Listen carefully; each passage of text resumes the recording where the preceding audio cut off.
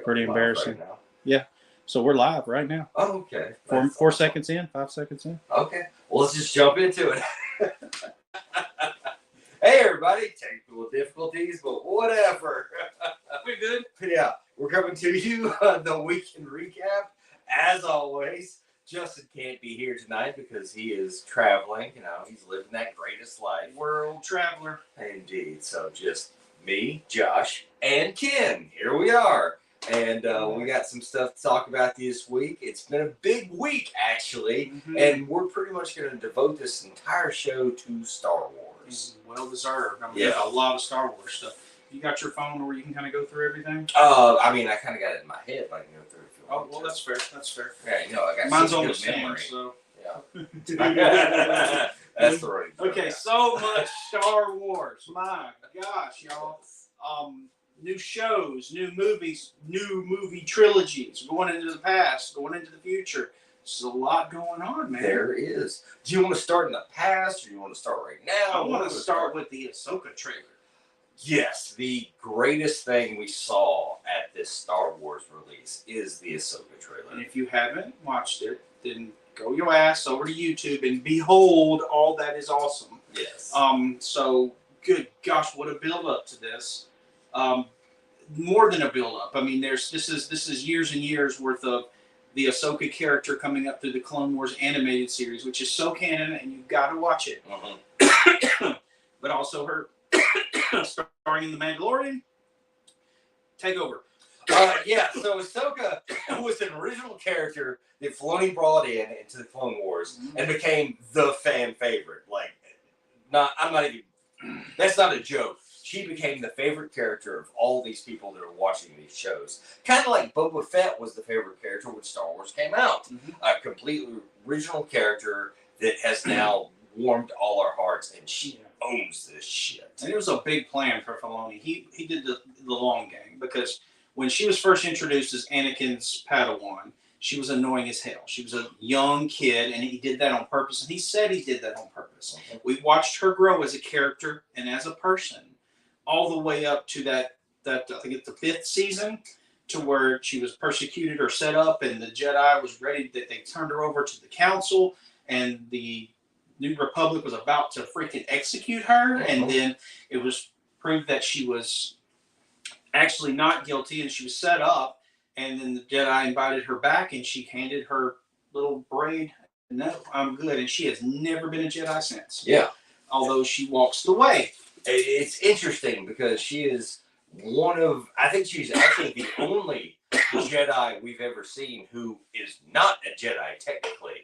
She walked away from the Jedi Order while still observing the Force, still being one of them, but does not follow their rules. And that's interesting in and of itself.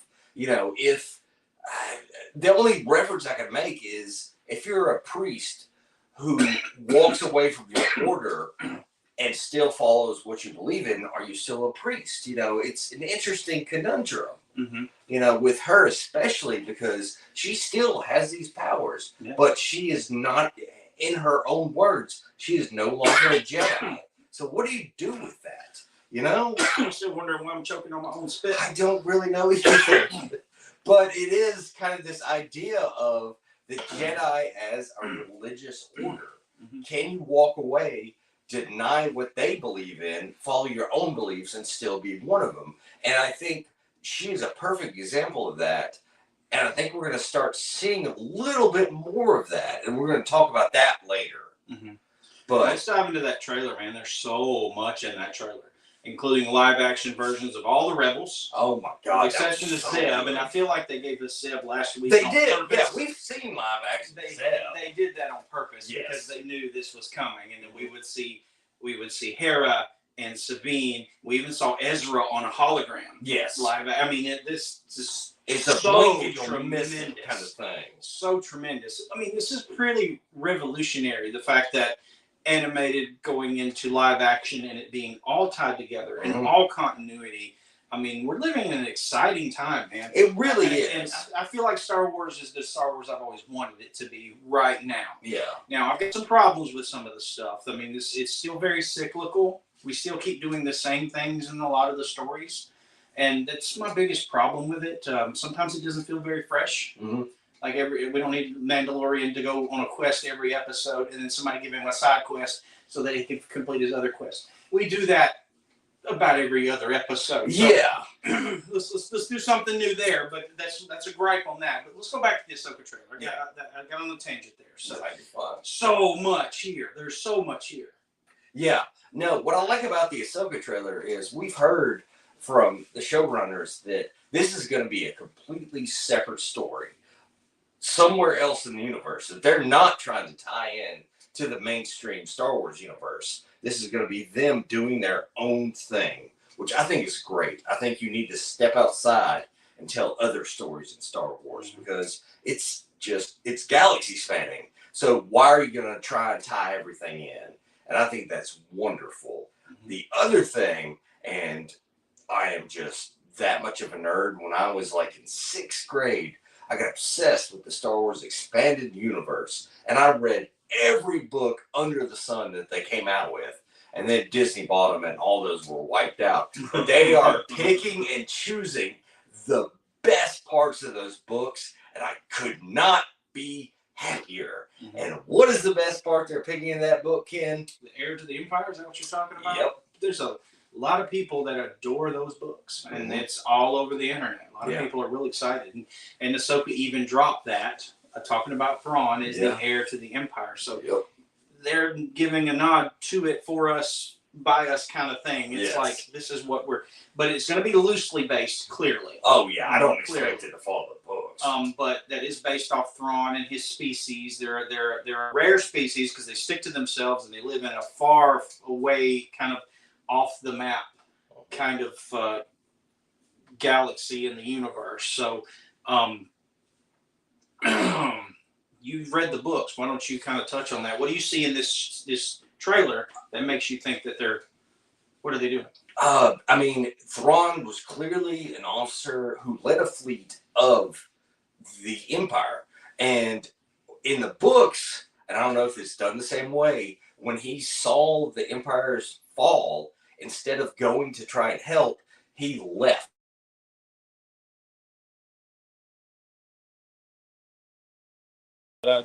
As a good Lord. Imperial soldier. Did he stop talking? No, it's still going. Okay. But as an Imperial soldier, and kind of became the head of this new order for the Empire. And he was the greatest threat because not only did he have the backing of all his soldiers, but he also had the personnel, the ships. He was a just legitimate threat to the New Republic. And I think what they're going to do with him is make him a threat to this New Republic that Ahsoka and Hera and all of them are going after. I mean, he was in, the cartoons as a threat. Mm-hmm. And it was cool. It's cool that Filoni and them love us so much. They're bringing the guy who did the voice is acting the part. Mm-hmm. So, gosh, this is all for us, man. Every bit of it. So let's just zoom through this trailer because we got a lot to talk about. We're getting stuck here. So we see a lot. We see an abandoned or an old Jedi temple. Uh-huh. We see what we possibly think might be the world between worlds, like we saw as we're traveling went back in time and actually saved Ahsoka, possibly. Gosh, there's so much. We see a couple of Jedi. Everybody's speculating they're dark Jedi.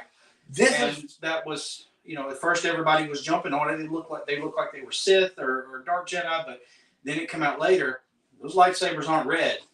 They're orange. Uh-huh. And this is what I wanted to talk about for just a quick second. If Ahsoka could walk away from the Jedi Order and say she still believes in the Force but does not believe in the Jedi, why couldn't somebody walk away from the Sith and say they still believe in the Force but they're not one of the Sith? Mm-hmm. They're, we could see some neutral kind of Jedi and see how they interact. And I think that's amazing. It's not black and white now. We're seeing the grays that are coming out. And I think that's wonderful. And that's what the orange lightsaber is supposed to signify. Uh-huh. If you remember, Rey Skywalker has the orange lightsaber at the end. Yeah. That's what she chose. It means you've walked on the dark end of the light and you just kind of skirt to the middle. Because Rey did experiment with the dark side, I recall. So, but very exciting trailer, very intense. I mean, Ray Stevenson looks awesome. Oh God, he does. That Balin, I think, is his name. That's right. That's right. And is it Shia or something? The girl with the white hair. Yeah. She comes into a bridge on a spaceship and starts going nuts and just looks incredible. So, gosh, I know we've missed so much. There's so much to kind of. I mean, just if anything else, you see Hera, you see Sabine in live action, and you know Ezra's showing up because Thrawn's there, so he's back as well. Right. I just can't wait to see more. Gosh, so good. This is a nice cap on the Rebel season because if you watch that show, it ended on a cliffhanger. Yes, unanswered question, unsatisfied ending. Yeah. So we need it. And I think we're gonna get it. We are 100%, no doubt. Mm-hmm. You know, also coming into this Star Wars presentation from Disney, we know now, kind of the modern age, that we're gonna see a big ending, not only to The Mandalorian, but the Book of Boba Fett and the Ahsoka show, or Ahsoka show. I'm sorry, I mispronounced that. Ahsoka? Shut up. How did you even do that? I don't know. My tongue is really dry. I need a drink, all right? But anyway, I don't know. Yeah, thank you. You tell them. Okay. Anyway, so, and Filoni's directing this movie, apparently, and it's going to be a cap on all of these shows, a live-action movie that maybe brings everybody together for something. I don't know, but we got a long way to get there. We've still got to go through Ahsoka, finish The Mandalorian. We got another season of Book of Boba Fett. So, you know, there's a lot still to get there. So I love how they're doing the Marvel Universe thing. They're building the story, and then they're going to give us an end game. I was about to say that. You know, it's funny they use the term end game because everybody uses that just as an idea, but when you name something that, it's like they're going to give us our end game. Like Marvel, yeah, but it is the end game. Yeah, you know? yeah. I know. But yes, they're planning that. And I love that. It's going to be amazing. Right. I mean, it's going to be that big fight scene. Can you imagine Boba Fett, Ahsoka, Bo-Katan, Din Djarin, little baby Grogu. Grogu maybe would be older then. Yeah. I mean, he's going to be wearing his Mandalorian dude is armor. collecting armor right now. Yeah. Where are we going to be at in a couple of years? That's a tremendous. So. I can't imagine what it's going to be. And, you know, it's probably going to take 3 or 4 years to get there, but we're fine with that. These aren't even in pre-production yet. Yeah, They're just announced. So, yeah, so we already moved on from Ahsoka. We just talked about the big Star Wars movie. But there's so much more to talk about. We've got like 6 or 7 things. I mean, I don't know if we're going to name them all, but let's just start, man. I mean, just grab one. I'll grab one. You grab one. We'll go round robin if you don't care. I don't care. Skeleton Crew, I'm excited about because we know Jude Law has been working on a Star Wars thing, and we knew that, but we didn't know what it was. Well, now we do. We know a little more, and it's interesting. It's got an interesting plot, and I'm going to dive into it because I can't remember it right now. But when I read it, I was like, this is really cool. This sounds really interesting. So Skeleton Crew looks cool. So you any thoughts on that one? I have no idea what that is. Okay. I did not read closely enough. This is a kind of random ass show. Yeah. I thought you said 6 or 7 things. I was like, I don't know. We got shows and movies. So I'm going to put my phone down. we got the Acolyte, which I don't think we know much about that one. We're just gonna move to the next one. The one that this is a really interesting one. We were talking about Glenn about it before the show.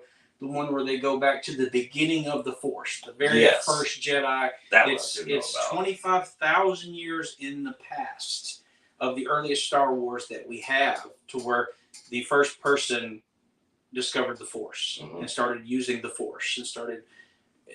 25,000 is a long time when it comes to civilization. So. I mean, 25,000 years ago, we were rocks and sticks. You know what I'm saying? Yeah. So, pretty primitive, maybe. I don't know. It's different in that galaxy far, far, far away. I think we do need to go back a lot and see, not only, that's very interesting, the first Force user. We need to see a lot of, I feel like, the Old Republic when they were at their highest. Well, there's a good segue into the Old Republic show we're getting. Which is really cool. If you ever played those games, it's in the past. It's when the Jedi were kind of at their peak, Mm-hmm. when they were really kind of more religion. They weren't involved in politics. Like Yeah, we have yeah. to deal with that version of the Jedi because that's what we're used to. But this is in the past where it was different. They were more. They were peace officers, basically, Mm-hmm. but they did not involve themselves in politics. If something went wrong, they stopped it, but they didn't get involved otherwise than that, you know. And though, if you've never played Knights of the Old Republic, those were some of the best games ever. Mm-hmm. You know, if you don't like turn-based, not for you, but Right. still, Wikipedia them, read the plots. They were great. Mm-hmm. There were some really cool cinematics. The cinematics were worth their time Yeah. too. So, what else we got, man? Let's see. Just keep talking. We jump into the new Rey trilogy. They've announced that they're going to pick up the Last Jedi, and it's going to be Rey starting a new Jedi Order. So we're going to start a new chapter in the future in the Jedi Order. So was she starting over? This is a complete start over. So. And I actually love that because back in the EU, before they canceled it all, there was a series of young adult novels. And at the time, yes, I was a young adult. I guess, I don't know, 14, 15, it's a young adult. Yeah.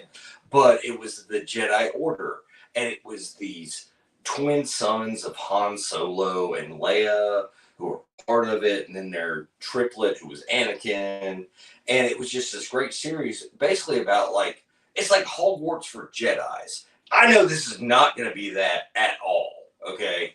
But there is something very interesting about watching people with powers learning and growing and things. And I think that's just, we love those movies and those shows. They're so popular. Just in, you know, magic, science fiction, whatever you have with them.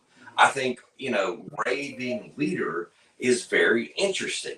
You know, because I guess it kind of goes back to the Last Jedi again, you know, she's going to teach others. And I'm really interested what they're going to do. Mm-hmm. Well, I think I'll enjoy this more than the past because I think the problem, Star Wars was in a weird place when that trilogy was coming out. Yeah. Different directors, it was kind of a power struggle, I think, within the situation to where we didn't use one director for all three movies, which we should have done. It would have been more coherent because there's some big problems. There's some dumb shit in those three movies, man. There really is.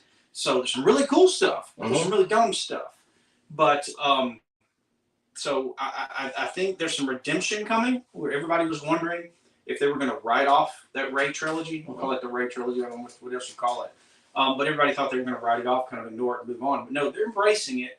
And I think what they're going to do is what Filoni and Favreau did with the Clone Wars is they're going to fix the original. Yeah. Because that's what they feel like they did. Because Clone Wars, the original Clone Wars movie, wasn't a great movie. No. But the Clone Wars show kind of bookended that. Yeah. And made it so much better. So, kind of told little stories in between. You know, that's what was special about it. Yeah, but they were good. Yeah. They were well written. They were done very well. So I think this is great news. And what I think was really good is watching Daisy Ridley hit the stage on that, whatever, not a con, but whatever you want to call it. Star Wars Celebration. Yes. She seemed so excited. I mean, just so happy about coming back to this character. And that tells you something about an actress or an actor that is just enthusiastic about coming back to something. Yeah. And, you know, people gave her shit. Critics, everybody gave her shit, and she's just still there. Like,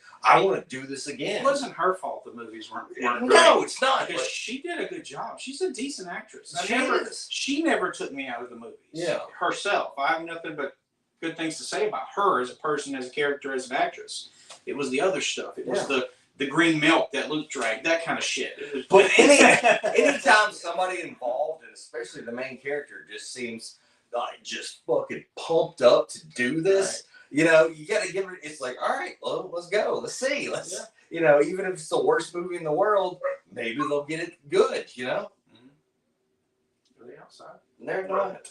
They're in the bedroom. Okay, yeah, that's upstairs. Okay. Sorry, folks. He's house sitting, and there's dogs in a bedroom upstairs. And should you be worried? No, I've got Justin tied up on the bed upstairs with a ball gag, so it's okay. Now I'm an accessory to your crime. It's not a crime. If you do it, don't tell me. It's not a crime if he agrees to it. Is that what you're saying?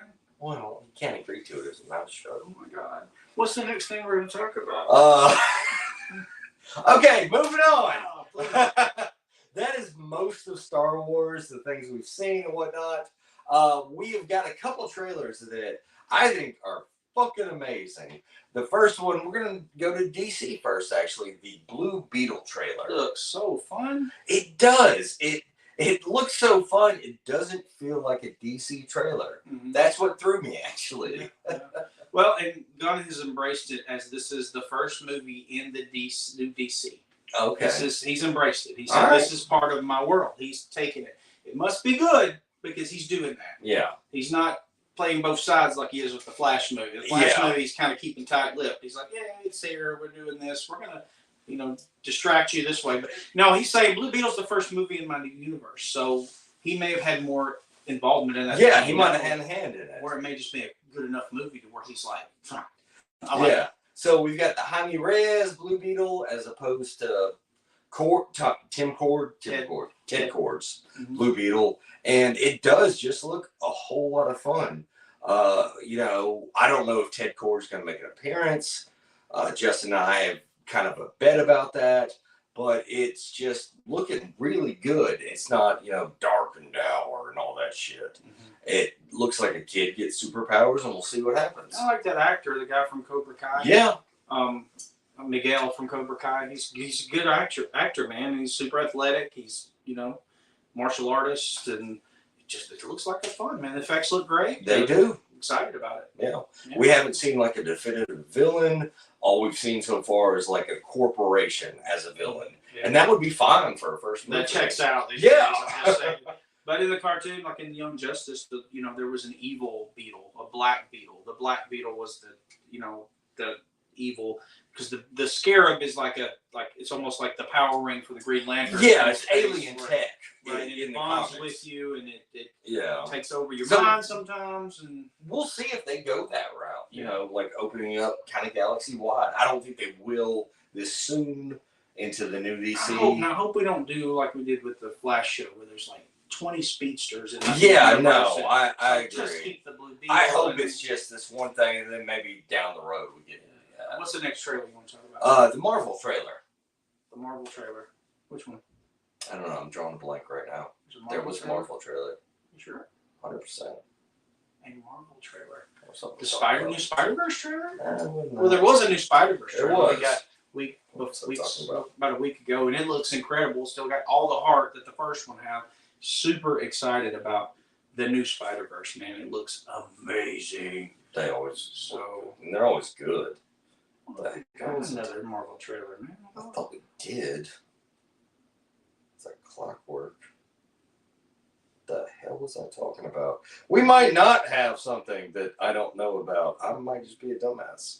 Oh, a dumbass, but talk about past a couple things right there that was important. So Dr. Teeth and Electric Mayhem. Yeah, suddenly Disney dropped an image that we're getting a new Muppet show that nobody knew was coming. It's like, yo, look at this, and it's surrounding Dr. Teeth and the Electric Mayhem. Love that shit. Also, let's just kind of jump all over the place, man. I think like we got to be kind of coherent. Oh, that's what I meant. Secret Invasion. Okay, there was a Marvel trailer. He's not crazy. No, I am crazy, but I can sometimes remember things. That's fair. Yeah. That Secret Invasion trailer looks awesome. It does, and looks like it features nobody but Nick Fury and Maria Hill, honestly, from the MCU. Well, we got some newcomers. We got Emilia Clarke taking over. She's a Skrull, and they've revealed who she is. Have you seen that? Yes, she is the High Queen. I don't know what her title is. No, she's Talos' daughter. Okay, yeah. If you remember in Captain Marvel, Talos' daughter watched him get shot. The little girl, that's Emilia Clarke. So, yeah. But she does play a bigger role than just Talos' daughter. I think she's the Zealotist Queen, the Skrull Queen that I don't know. This is wild speculation because I love the Secret Invasion comic book. It's a great comic book. Pick it up; it's worth your time. But in that, there's a Skrull Queen who is a zealot who believes religiously that the Earth belongs to the Skrulls, and they try to reclaim it by becoming part of society and trying to take things over from the inside. They even reproduce or doppelganger all the heroes, and it was a good comic book. So, but I can't assume it's going to be that because Civil War was nothing like Civil War. Yeah. So the Civil War comic books. So, but that's super exciting that we got a new Marvel show. It's kind of sad that they've announced that they're going to dial back. We're not going to get so much Marvel stuff over the next few years. I don't like that. I'm not a fan as well, but I think they're trying to go back to quality because, you know, we saw Marvel movies that we shit on, you know, and I think that Thor: Love and Thunder was a very low point. That was I mean, it was just a heartbreaking point. It was just bad. It was stupid. There was some dumb shit in that movie, and it's hard to forgive. It's just a low point. And I think they've realized that is that they have listen to us, guys. That you know, when you go from what you've given us to this bullshit, it's pretty tough. Yeah, and so I think they're trying to dial it back. Still doing the Disney Marvel series, you know, but Secret Invasion I'm really interested in because it kind of looks like Samuel L. Jackson's last fanfare as Nick Fury. Like, I do not see him surviving this because he's the main character who's fighting against shape-changing invasion on his planet, you know, and so it's going to be really interesting. Yeah, I think it leads us right into the Marvels, which is the Marvel movie with all the Marvels, Captain Marvel, Photon, and Miss Marvel, which we should. The rumors we're going to get a trailer for that in the next week or so, which I'm excited to see that. So, but I'm a Captain Marvel fan. Some people crapped on it. No, I loved Captain Marvel. I did too. I loved it. I loved watching my daughters watch it. They loved it. And so it's like, you know. Dude, I'm excited to see Miss Marvel meet Captain Marvel. She's going to fangirl out like a mother. Hell yeah. It's going to be hilarious. So, anyways, exciting times. Very, very exciting times. Yeah, it's such a good time, you know. As we always say, we're not ending the show, but it is such a good time to be a nerd and whatnot.